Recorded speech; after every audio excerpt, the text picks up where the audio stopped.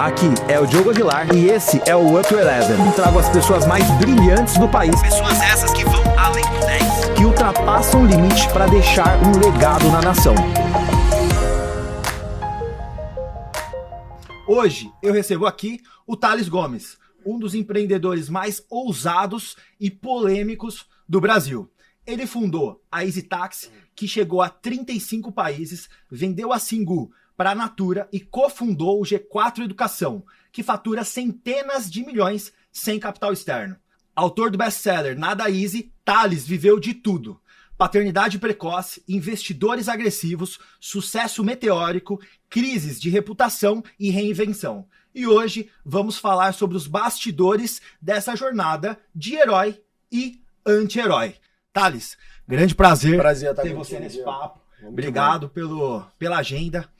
E quando a gente começa, eu vejo que, olhando para a infância da construção de um grande herói, existem coisas positivas e negativas que acontecem durante essa jornada para a formação de um homem. E até coisas negativas são também nossas molas propulsoras.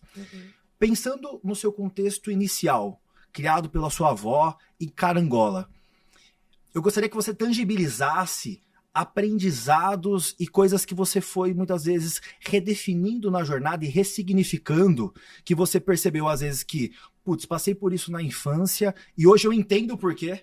E eu entendo que talvez uma coisa que pode ter, naquele momento, pensado de uma maneira talvez negativa, o quanto que isso você percebeu que no futuro era algo realmente que te levou até lá, como uma mola propulsora que outra pessoa poderia não ter, por não ter vivido esse ambiente que você viveu.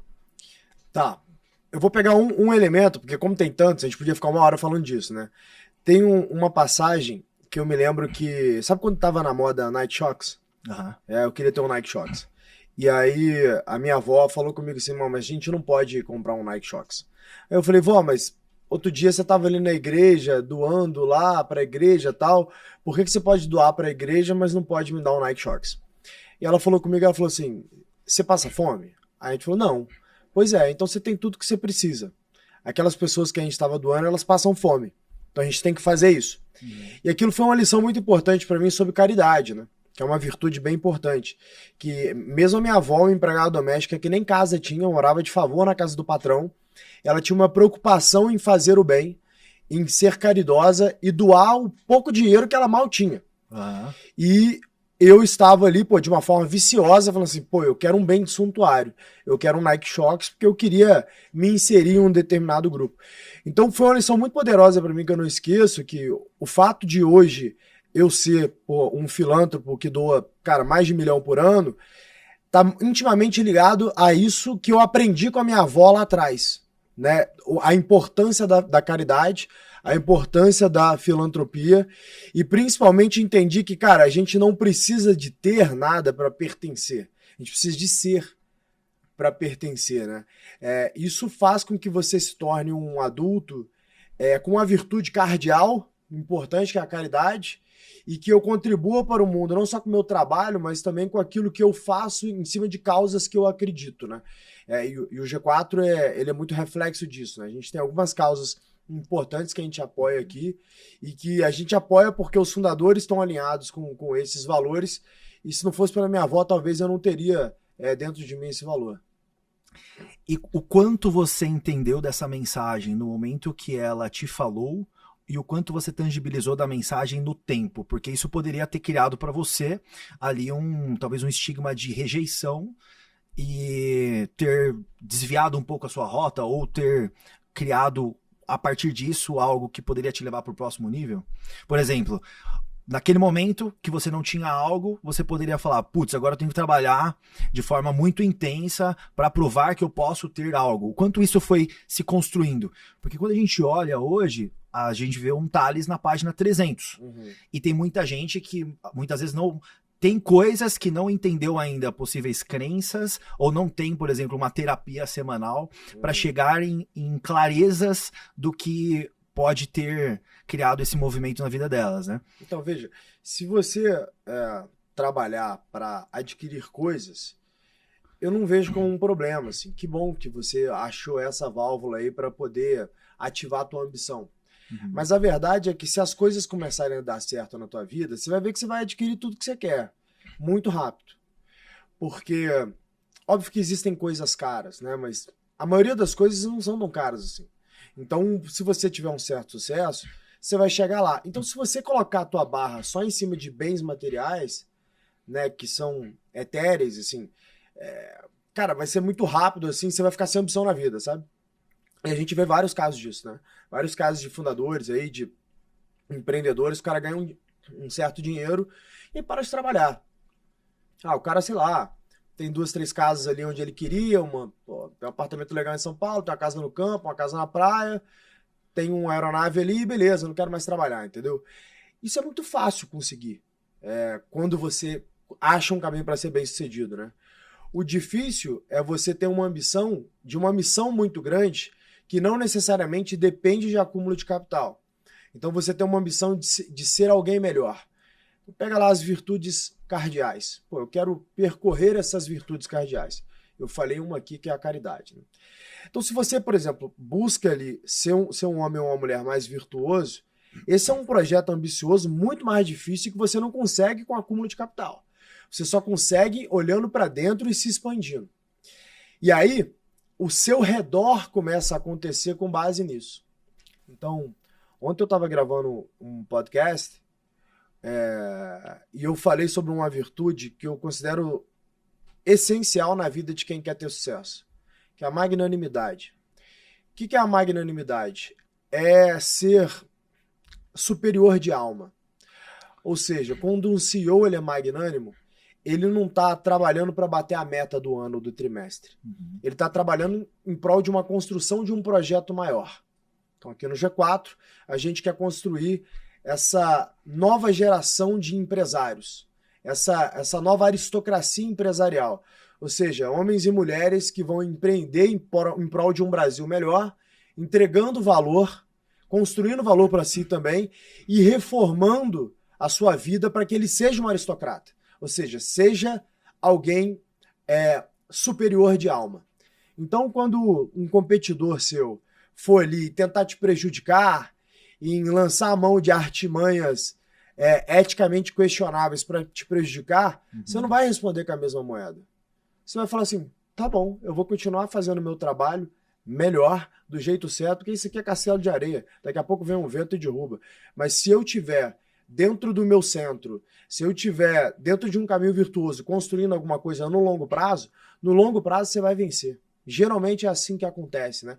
Quantos casos de castelo de areia a gente já não viu por aí, que o cara desaba numa lava-jato? Então, você ser magnânimo é você ser superior de alma. Eu acho que esse projeto, né, essas coisas vão acontecendo ao longo da tua vida, e você pode aprender com tentativa e erro, você vai ver que o caminho mais duro, o que é o caminho virtuoso, por consequência, é o caminho que te leva para o longo prazo. Total. Então eu acredito, cara, que para mim, ao longo da minha vida, assim, eu tive muitas fases. Então eu tive essa fase de eu quero ter um monte de coisa. Aí eu tive um monte de coisa. Aí depois eu tive uma fase de, cara, agora eu quero ter coisas que significam para mim. Beleza, coisas que significam para mim. E aí eu tive a fase, estou na fase de, cara, eu quero me desenvolver, ser um ser humano melhor, cada vez melhor. Então, pô, terapia é uma baita de uma ferramenta para isso. A outra é o cristianismo, é uma baita ferramenta para isso. A outra é o meio que você convive, as pessoas que você convive vão te puxar para cima ou puxar para baixo. Então eu acredito que a tua jornada ela vai se modulando em cima daqueles hábitos que você vai criando. E a excelência ela é um hábito. Ela nasce de uma decisão que é eu quero ser excelente. Né? Então eu quero ser melhor em tudo que eu me proponho a fazer. Então eu preciso ter alguns hábitos que me levam a ser excelente. Por exemplo, eu preciso dormir melhor, eu preciso me alimentar melhor, eu preciso conviver com gente melhor, eu preciso ter hábitos de alimentar a minha alma melhor, preciso ter hábitos de alimentar o meu intelecto melhor, quais livros que eu vou ler, quais conteúdos que eu vou assistir. Se você faz disso hábito, aos poucos você vai se melhorando, você vai se moldando aquele conjunto de hábitos que você criou. Né? Tem muita gente que se inspira em você e tá em fase inicial. Acho que ambos nós estamos numa fase que é muito mais fácil sermos altruístas. Mas como bons cachorros caramelo, em um determinado momento, a gente pensa, pô, como que eu faço para sair dessa situação? Certo. Como que eu faço para vencer na vida? Né? Então, olhando para a fase inicial, qual que era a sua motivação de olhar e falar, pô, quero sair desse contexto para dar o próximo passo? Cara, eu tinha um projeto muito grande na vida, que eu continuo tocando, que tá longe de chegar. Então eu tenho essa visão desse projeto, né, de ser um agente transformador desse país. Eu sou um idealista. E, cara, eu sou essencialmente um pedreiro, eu gosto de construir coisa. Né? Então, a minha ambição, ela nasce disso, de construir algo grandioso. Eu tenho grandes heróis, né, pela vida. Aristóteles, Alexandre o Grande... Carlos Magno, Jesus Cristo, a Margaret Thatcher, sabe, no Brasil, Barão de Mauá, um grande herói. Então são pessoas que eu olho e eu falo assim, cara, eu quero ser uma fração do que essa pessoa foi para o mundo. Que eu sinto que há muitos anos que não surgem assim pessoas que realmente transformaram profundamente alguma coisa, sabe? Eu quero ser alguém que realmente transforma profundamente alguma coisa e que deixa um legado e que sim sirva de exemplo para outras pessoas, para que outras pessoas se inspirem e falem assim, pô, eu posso ser melhor, né? Dá para ser um pouco melhor. Então, ao longo da minha jornada, eu fui galgando ser melhor. Então, tinha algum momento que ser melhor cara, ganhar mais dinheiro. Aí tem outro momento que ganhar mais dinheiro entra no automático. Então, eu só preciso ser melhor, que automaticamente isso vai me fazer ganhar mais dinheiro. Então, ganhar mais dinheiro deixa de ser um objetivo e passa a ser um efeito de segunda ordem de ser melhor. Então, me tornar mais intelectual, me tornar cada vez mais magnânimo, me tornar cada vez mais caridoso. Então, essa busca é a verdadeira busca, sabe?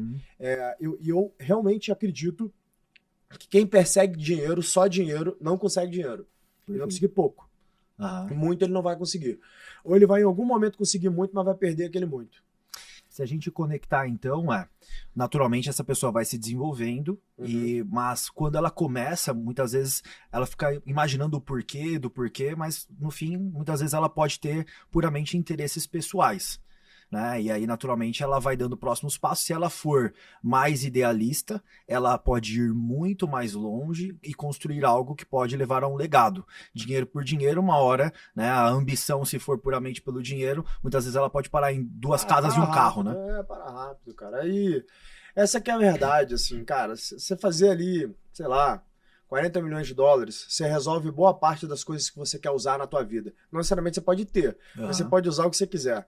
Então você fez lá 40, 50 milhões de dólares de patrimônio, um empreendedor bem sucedido, ele vai chegar muito mais que isso, então ele vai fazer. Então o cara, se ele for bem sucedido ali por, sei lá, 10, 15 anos e for disciplinado, ele vai chegar mais ou menos aí. E aí, beleza, e você vai ambicionar o quê, cara? Entendeu?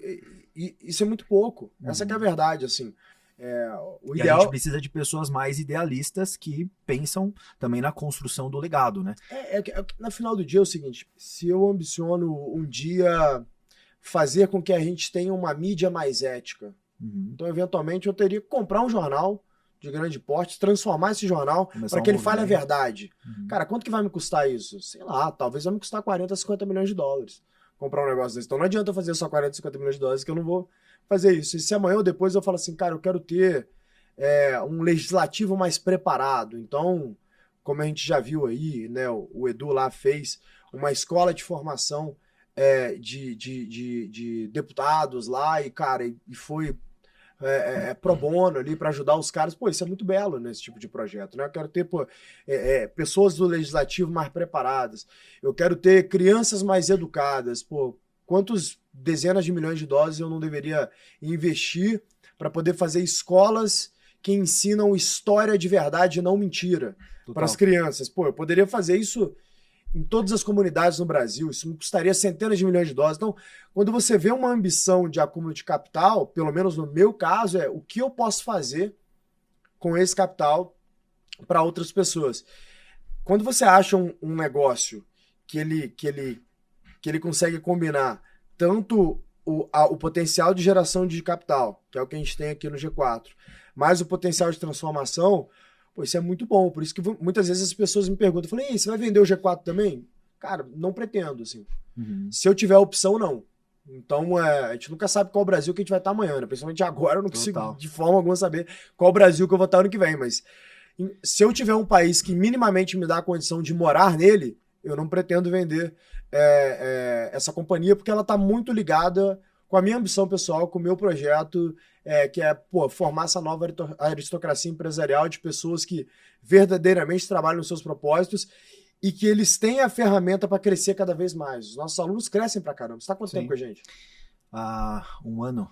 Um ano, né? Não, na verdade eu fiz o Imersão e Mentoria, né? Que era o nome anterior. Isso 23.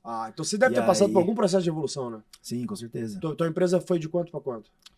Acho que na época a gente fazia coisa de 10, 15 milhões. E hoje? E hoje, esse ano, a previsão é a gente chegar em 100 milhões. Que animal, parabéns, cara. Eu fico muito feliz quando eu vejo um empreendedor crescendo dessa forma, cara. Então, assim, imagina que você entra num grupo de pessoas, você se orienta. Estão vibrando na mesma vibração. Você volta pra casa, você volta com mais ambição, não volta? Você fala, eu quero trabalhar mais, mano. É isso aí. Pô, encontrei uns caras lá que fatura 100, que fatura 200, e esse cara não é tão melhor do que eu. Eu consigo também, não teve uma parada dessa? Sim, total. Eu às vezes, quando eu tô em grupo de gente que tá muito acima, sei lá, quando eu vou pra Davos, eu vejo os caras que fazem, centenas de bi. Por isso que eu falei da pergunta, porque na hora que a gente se insere, saindo muitas vezes de onde a gente saiu, você fala, que eu vi um comentário que você fez, né? Putz, a primeira vez que eu fui pra lá, eu me senti até um pouco incomodado. Eu fui uma vez, 2 vezes, 3 vezes, né? E aí, a tangibilização disso, olhando pra questão idealista, se eu for pegar um pouco da minha visão, eu acho que eu fiquei idealista antes de ganhar dinheiro suficiente. Porque eu, olhando na minha, vamos dizer assim, terapia, eu entendi que eu, trabalhava pra minha mãe não passar fome.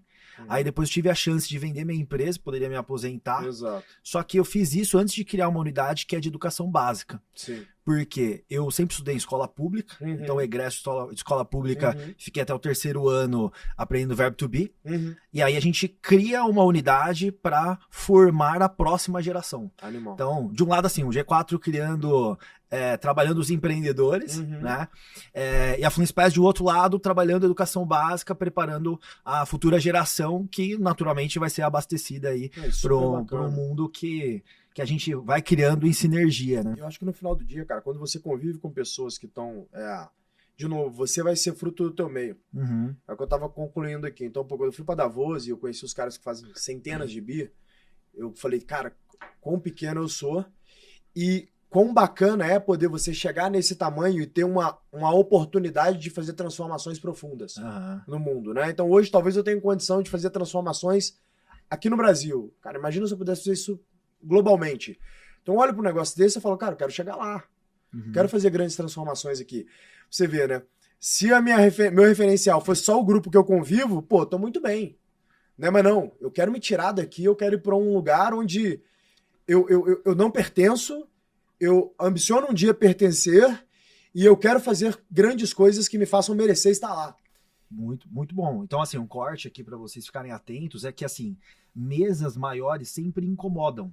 Então você tem que se colocar no incômodo para dar o próximo passo. E a ambiência faz total diferença. Porque é difícil você visualizar algo que você não consegue enxergar tangibilizado no movimento de alguém que já fez. Por isso que o contexto de assim, mentores e você estar dentro desses ambientes, como por exemplo o G4 proporciona dentro de um contexto formativo, mas também dentro do clube, por exemplo, que é justamente o ponto de... Isso, a pessoa vai e ela renova a ambição para dar próximos passos. Exato. Eu acho que é o seguinte, cara, você tem aí 2 tipos de pessoas, né? Você tem pessoas como nós, que vai olhar para esse grupo e falar assim, tá bom, agora eu já tenho uma nova meta, eu quero chegar lá.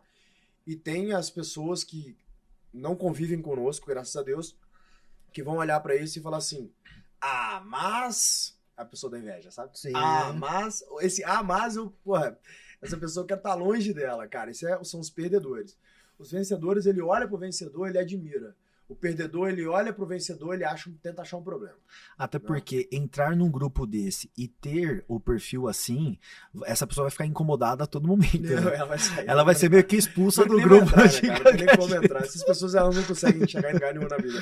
Mas, de qualquer forma, é importante a gente entender, e é por isso que é bom você se conhecer, porque muitas vezes você está incomodado com alguém, puta, aí eu, sei lá, às vezes você se pega falando mal de alguém, aí faz uma autorreflexão ali, fala assim, cara, o que tanto tá me incomodando a ponto de eu querer falar dessa pessoa? Será que é algo que tá faltando, você né? tem esse problema dentro de você. É o famoso que Pedro fala de Paulo, diz mais sobre Pedro do que Paulo, né? Total. E aí se você começa a entender isso e usa isso a seu favor, fala assim, tá bom, então peraí, ao invés de eu fazer algo vicioso, que é falar mal de alguém, deixa eu entender o que tá faltando dentro de mim ou o que tá me incomodando para eu melhorar dentro de mim. Opa!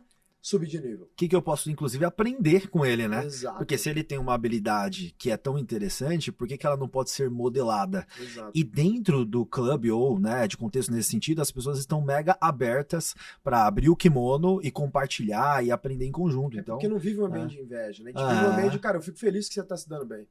Eu sei lá, eu fico felizaço quando o empreendedor, como você fala assim, meu irmão, eu multipliquei por 10 o tamanho da minha companhia nos últimos 2 anos. Pô, acho do caralho ouvir um negócio desse. Eu fico feliz pelas pessoas real, como se comigo fosse, sabe? E eu acho que isso faz parte dos vencedores, né? Então acho que a recomendação pra turma aqui é, todas as vezes que alguma coisa te incomodar, é você usar isso como uma oportunidade de evoluir. Toda vez que eu sinto uma dor, que alguma coisa me incomoda, o que acontece é que eu tenho uma oportunidade de olhar para esse fantasma, olhar para essa dor e me tornar alguém melhor. Boa. Você pode desperdiçar essa oportunidade invejando ou falando mal, ou você pode aproveitar essa oportunidade olhando para dentro de você e falar, como que eu posso ser melhor? E agora pensando em ambiência, já que a gente está nesse tema, em um determinado momento você sai de Carangola, vai para o Rio de Janeiro e começa uma faculdade que era, se eu não me engano, a ESPM. Isso aí.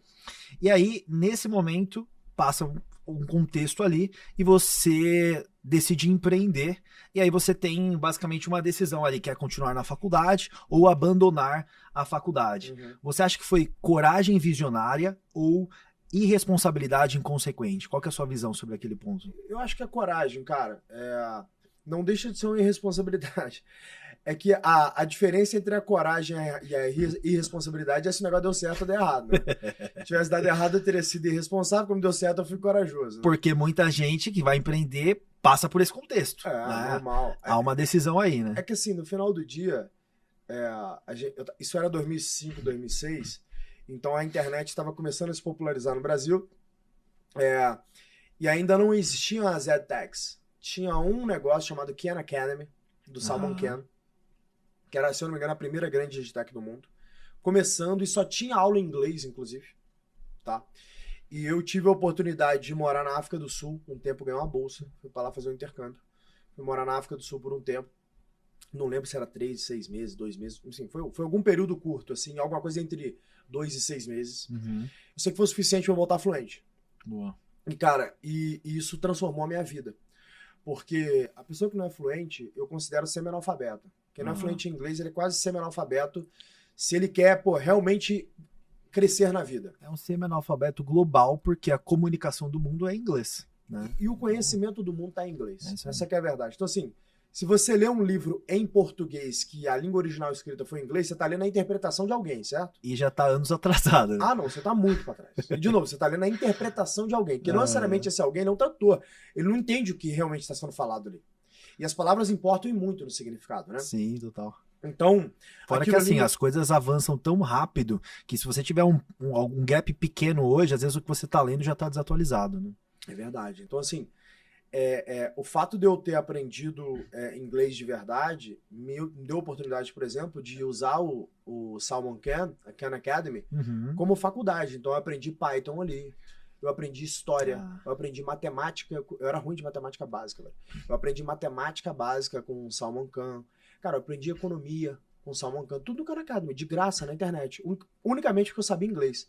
Eu me lembro quando o Google começou a SM, começou o Google AdWords, tinha uma Google Academy, que era, cara, um curso do Google mesmo, só que bem mal estruturado, sabe? Você tinha que entrar ali, ler, era maçante e tal, mas você tinha que ler e aprender e fazer ali os exercícios com o Google AdWords.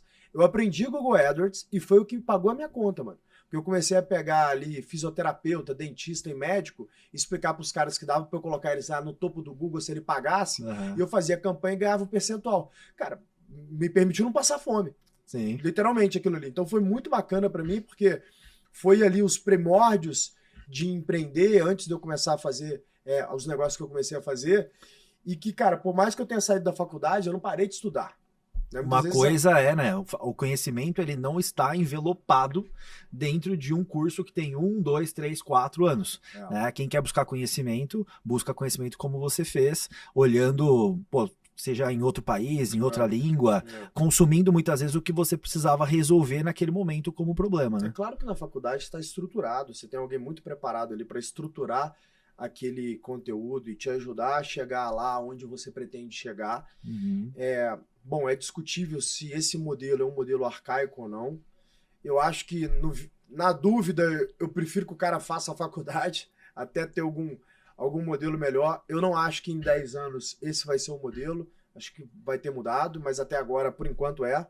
E, no mínimo, você aprende a aprender. Nem todo mundo tem a disciplina que eu tive de fazer ali a tua grade curricular e cumprir essa grade curricular. Que é a coisa mais importante, né? Aprender a aprender. Exatamente. Né? Quem aprende a aprender pode aprender qualquer coisa. Aprende o que quiser. Por isso que eu gosto tanto de engenharia, né? Que quem faz cálculo 1, 2, 3 e 4 aprende qualquer coisa depois, entendeu? Então, aquilo foi muito importante para mim naquele momento e me permitiu, inclusive, a me tornar mais corajoso. Que eu falei assim, cara, então quer dizer que eu posso me jogar em coisas diferentes que eu vou dar um jeito. Isso me fez mais autoconfiante. Até aquele momento eu não sabia das minhas capacidades. Eu era um aluno mediano na escola, né? Nunca fui um bom aluno, era muito bagunceiro, eu tenho um déficit de atenção muito grave, né? Então não conseguia ficar muito tempo prestando atenção nas coisas. Eu aprendi o suficiente para passar de ano e ficava fazendo merda. Eu era o tipo de cara que estava sempre na sala do diretor, sendo expulso de escola, só fazia merda. Então isso me fez crescer acreditando que eu era um cara até meio burro, assim, meio mediano. E depois eu percebi que não, assim, percebi que na verdade aquele modelo de ensino, ele não era um modelo que funcionava muito bem para mim. E aí eu achei um outro modelo que é deixa eu fazer a minha grade curricular, eu ver o que eu quero aprender, como eu aprendo muito mais rápido que os outros, eu não preciso, cara, ficar 1 hora lecturing ali, alguma coisa para mim, sendo que, cara, 15 minutos eu já peguei fechado, bora pra próxima, entendeu? Sim. Então eu comecei a eu mesmo modular isso para mim. Por isso que eu acho que a forma que as pessoas educam, né, que é você ter um mestre ali na frente, palestrando por 45 minutos, 1 hora durante um tema, cara, eu não acho a melhor forma do mundo para aprender. Um pouco entendeu? modo Brasil aí, né? Se a gente fizer um versus um modelo americano, que é mais participativo. Estuda case, vamos participar, vamos discutir, acho que é menos pior, né? É mais legal assim. Eu gosto muito da escola aristotélica ali, né? Que o Aristóteles ele guiava os seus alunos, por exemplo, Alexandre, levava ali, cara, vamos ali para um jardim e, pô, vamos estudar ali ciências naturais, pô, pelo jardim, tomando sol, caminhando, sem aquele negócio fechado dentro de sala de aula. É que, cara, o modelo de tutoria sem a menor sombra de dúvida, o melhor modelo de educação que existe, né? Existe uma pesquisa que demonstra isso, né? Eu não lembro exatamente qual pesquisa, mas ela demonstra isso, que o aluno que ele teve tutoria na infância, ele tá alguns desvios padrões acima do aluno médio. Então a tutoria, ela muda a vida de qualquer ser humano. Então o modelo aristotélico era um modelo de tutoria, né? Ele era um tutor ali, então ele pegava pelas mãos...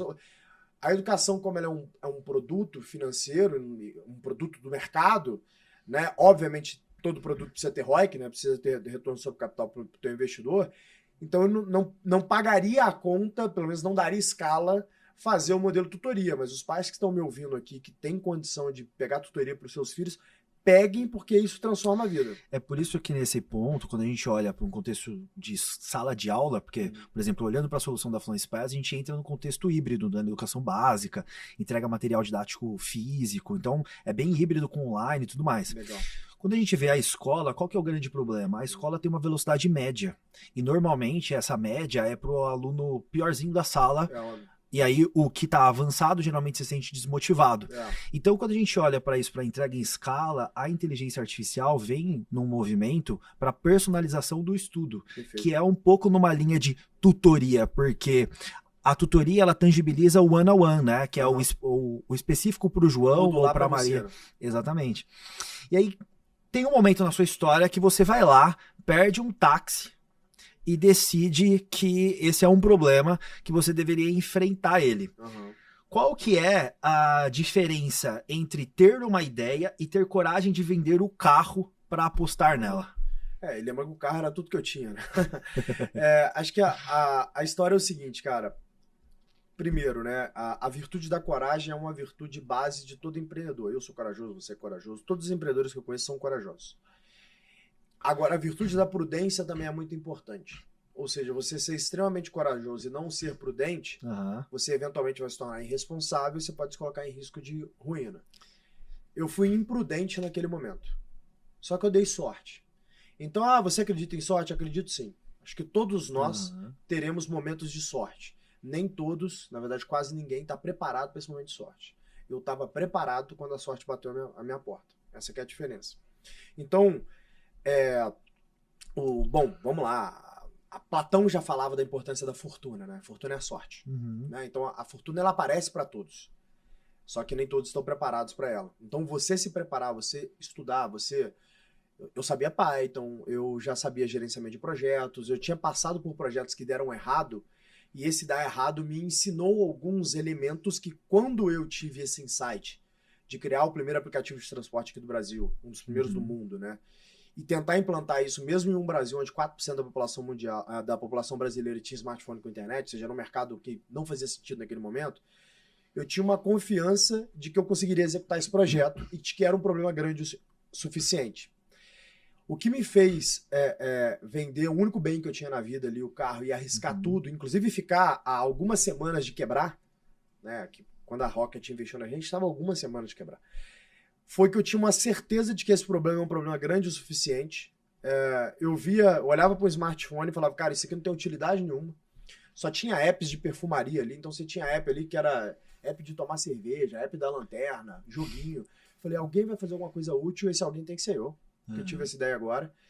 O problema de transporte público é um problema global. Conseguir um carro por um aplicativo era um negócio que, cara, resolveria uma dor gigante de todo mundo, que antes disso você tinha que ligar para uma cooperativa, sabe, esperar a cooperativa, você não sabia se o carro estava vindo até você, era um negócio muito burocrático e complexo. E o meio da cadeia tinha uma oportunidade de ser desrompida, porque o intermediador, que era a cooperativa, ganhava muito dinheiro. Então eu falei, bom, tem muita margem aqui. Todo negócio que tem um intermediador, um homem do meio que ganha muito dinheiro, tem muita margem, tem oportunidade de ser desrompido. Então eu falei, cara, eu acho que isso aí faz sentido desromper. Então eu fui corajoso, fui um pouco imprudente, contei com a fortuna, contei com a sorte, mas eu e os meus sócios, a gente foi muito disciplinado na execução. E a gente, principalmente, a ideia das Stacks não nasceu pronta.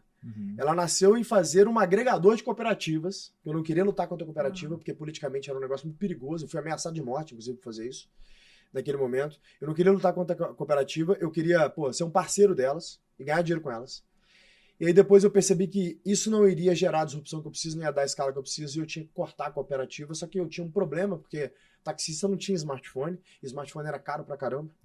Então, eu lembro direitinho, custava R$750 um ZTE, que era um smartphone chinês, que um sócio meu conseguiu um deal para comprar 20, e esses 20, basicamente, era a venda do meu carro, e mais dinheiro que os sócios iam botar também. Você vê que porcaria de carro que eu tinha, né?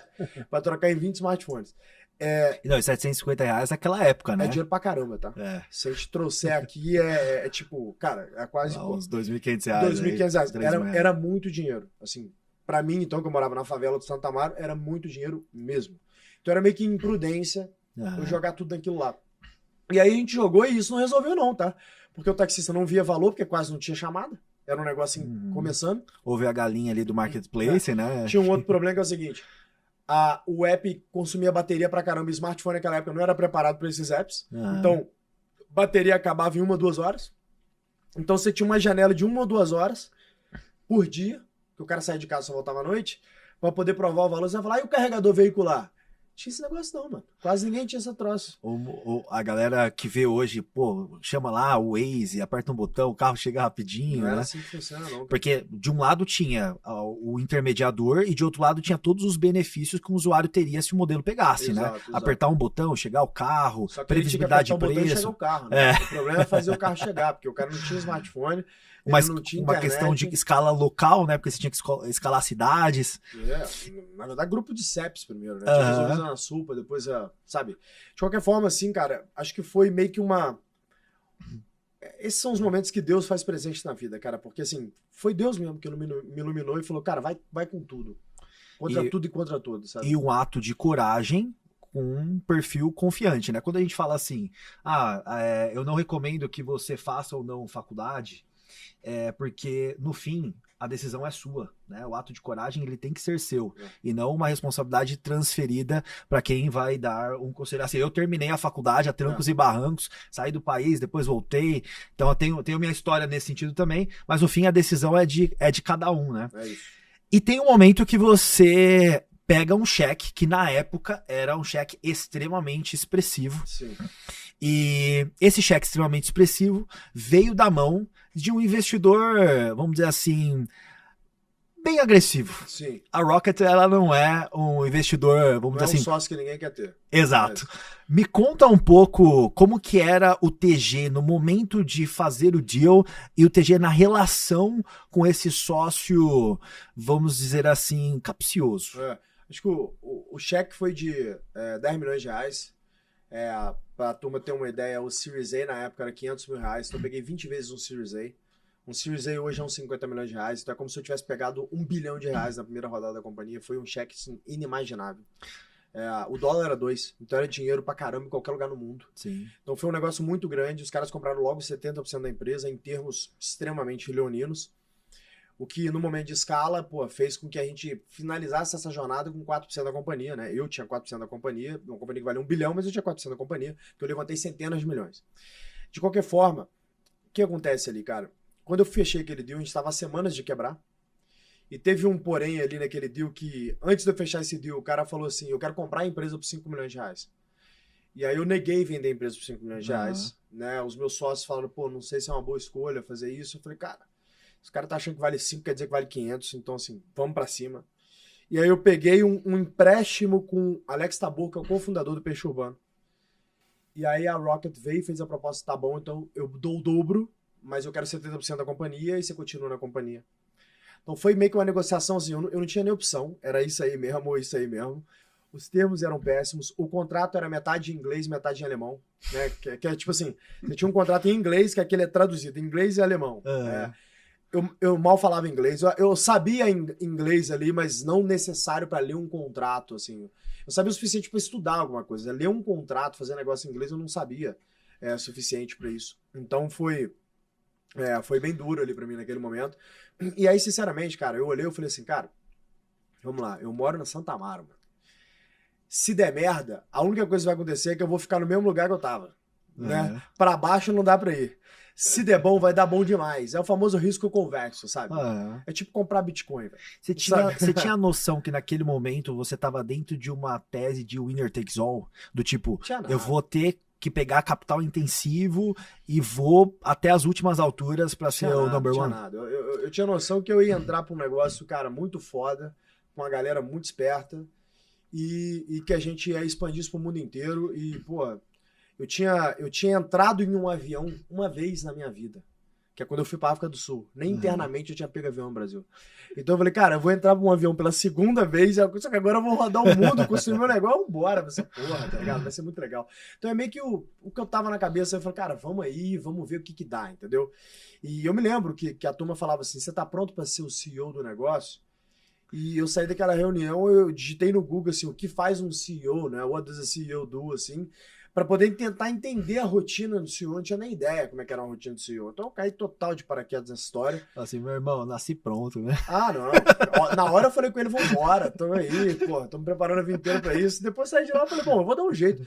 E eu acho que isso é um pouco de característica de empreendedor, né? Empreendedor, ele chuta o balde e sai correndo atrás do balde, entendeu? Então, ano passado, quando a gente fez a nossa meta lá, né, de 300 e tantos milhões, e a gente vinha de um crescimento de 50 para 100 e tantos, para 200 e tantos, para 300 e tantos.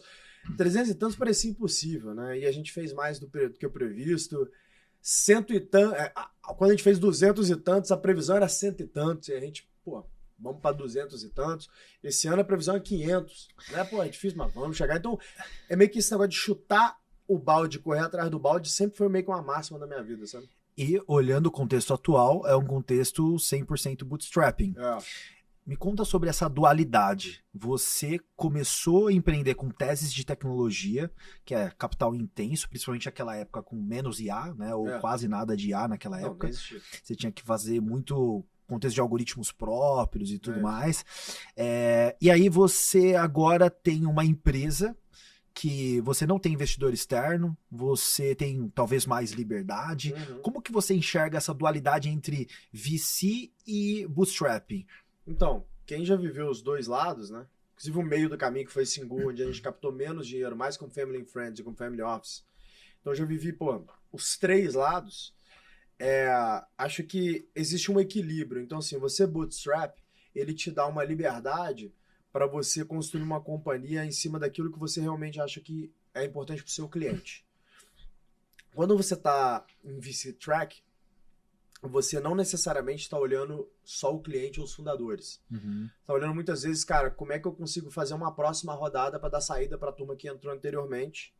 Então eu estou num play de captar grana, então eu tenho que, cara, o mais rápido possível ir para o próximo estágio, captar a próxima rodada e por aí vai. Eu não acho que isso é saudável.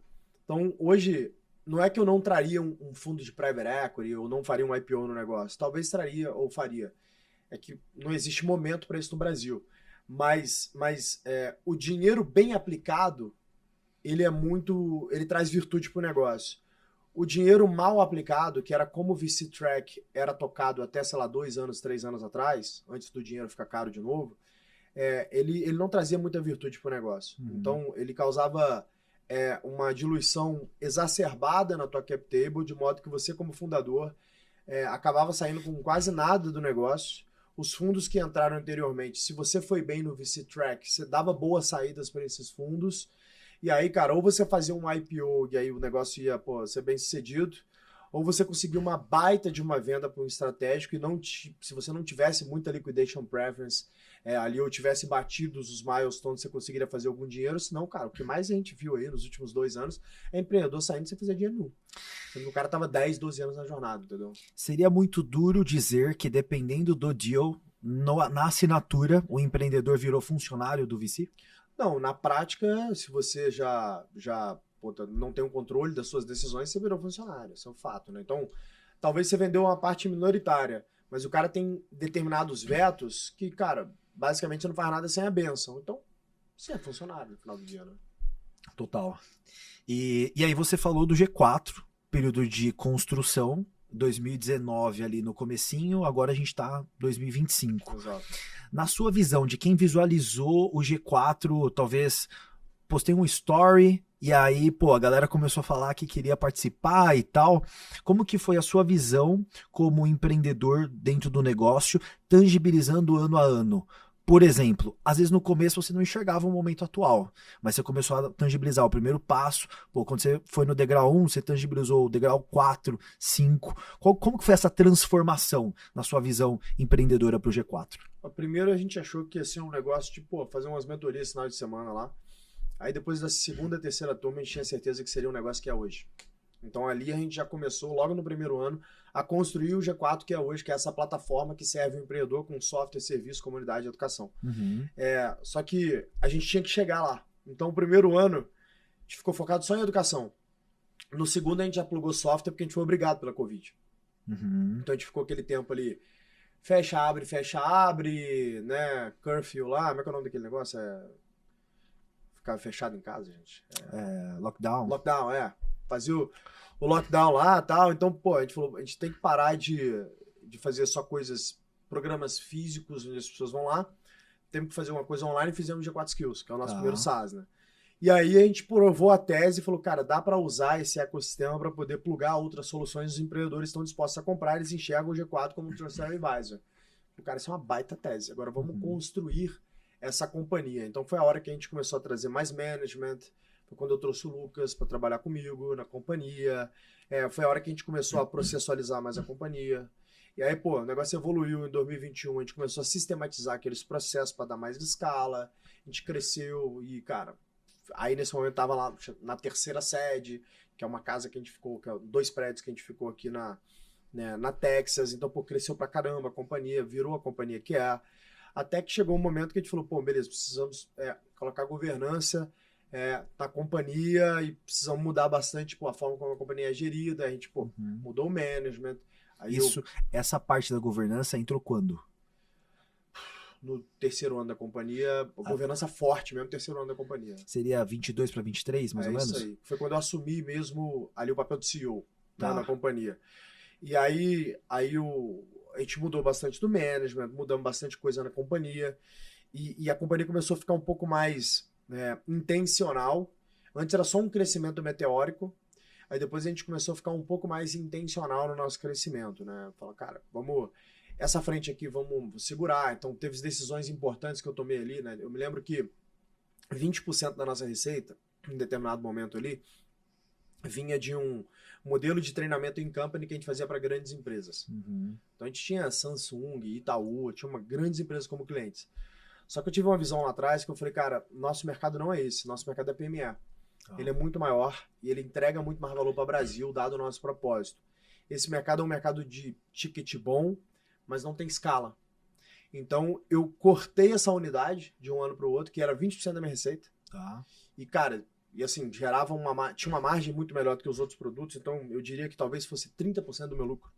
Eu literalmente cortei. E usei essas pessoas e o esforço para outras áreas que deram mais escala para o negócio. E que hoje a gente está aqui, sei lá, 2/3 da minha receita não é educação, por causa dessa decisão que eu tomei lá em 2021 para 2022, se eu não me engano. Né?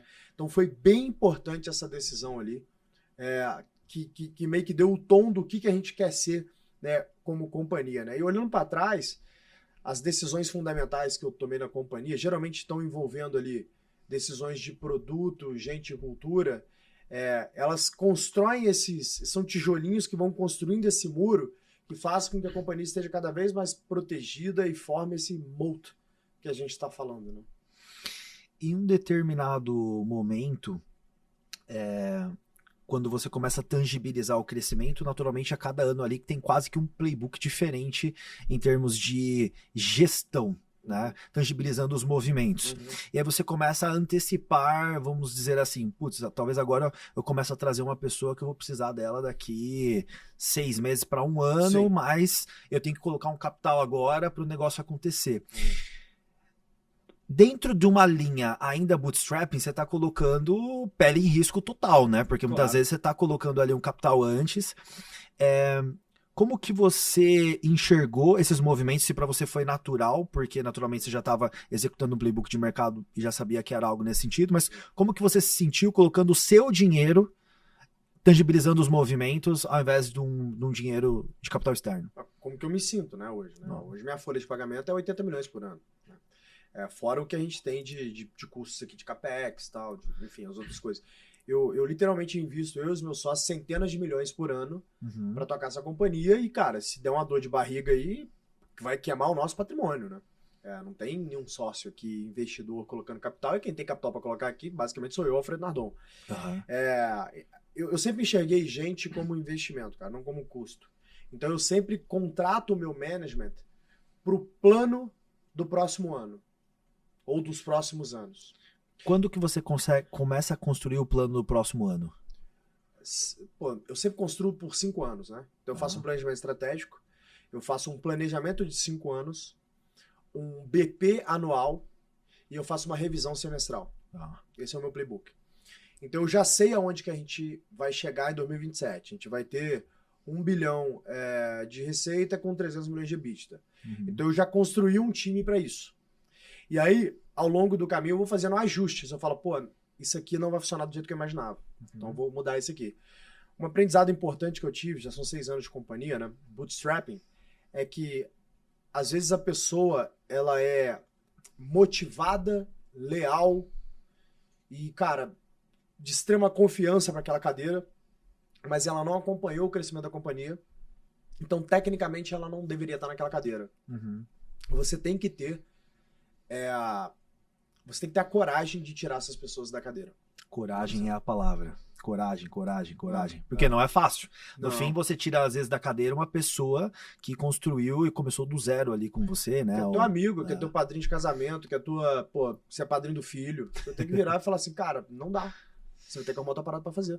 Por quê? Porque é o melhor pra companhia. Então, a minha cadeira é uma cadeira muito dura, cara. Porque todas as decisões relevantes da companhia passam por mim e todas as irreversíveis são tomadas por mim. Então, as pessoas esquecem que o poder, ele tem um custo muito alto. Uhum. E esse é um custo que você paga silenciosamente. Né? Você não consegue dividir esse custo com a tua esposa, você não consegue dividir esse custo com um amigo.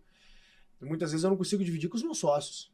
Porque talvez eu imagino assim, cara, eu conheço a turma, eles não estão preparados para ouvir essa verdade. É melhor guardar para mim e eu dar um jeito. Uhum. Então, eu aguento muita coisa calado, cara. É E isso sozinho, assim, sabe? Muitas vezes eu deito do travesseiro ali, eu não consigo dormir, porque eu não quero dividir isso com ninguém. Que eu falo assim, cara, eu sei que eu vou resolver, e adianta eu espernear aqui e dividir com alguém?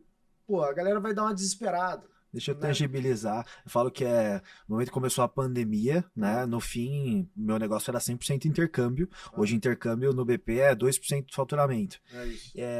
E aí, claro, o que eles esperavam de mim ou de você? Um líder que dê visão e que, se for para transmitir algo além que possa criar pânico, que haja ali um plano factível para isso, né? Ou você primeiro tenta resolver o negócio, e aí depois fala assim, ó, estamos com esse problema, eu tentei resolver dessa forma, não deu certo resolver, então, pô, tô comunicando todo mundo aí que provavelmente vamos ter problema 1, 2 e 3 aqui, entendeu? E pra gente fechar, TG, se você pudesse voltar àquele jovem pai, que conselho você daria pra si mesmo? Cara, eu acho que eu fiz tudo como deveria ser feito, cara. Então hoje eu tô bem feliz, minha filha tá no 3º ano de medicina, na melhor escola de medicina do país. Eu fiz tudo que eu poderia ter feito, assim, eu não mudaria absolutamente nada que eu fiz, assim, da forma como eu fiz, porque o output foi muito bom, né? Acho que é simplesmente do tipo, ó, não se culpe tanto que, pô, tá tudo certo, faz o que tem que ser feito, porque o output importa muito mais do que o input, entendeu? Sim, total. E você agora vem formando sua família. Sim. Casou e em breve terá aí filhos, né? Espero que sim. Se eu encontrar seu filho quando ele tiver 20 anos, o que você gostaria que ele falasse quando eu perguntasse quem é o Thales Gomes? Ele gostaria que ele falasse que é um homem justo, que ama muito a mãe dele e que é muito trabalhador.